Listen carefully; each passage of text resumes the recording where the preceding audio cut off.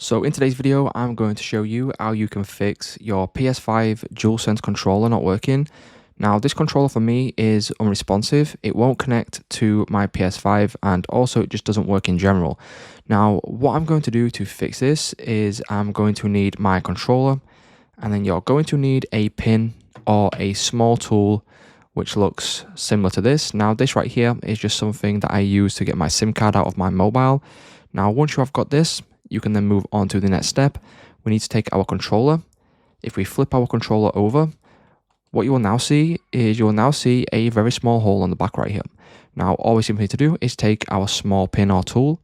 We need to insert this into the back of the controller. And then all you simply need to do is push down and hold for around 5 seconds. Now, once you do this, you will then be able to release this. That will then fully reset the controller, and the only thing left to do now is to repair or reconnect the controller to your PlayStation 5. So it's just that simple, guys. That's how you can fix your PlayStation 5 controller not working. If this worked for you, let me know in the comments, and I will see you in the next one.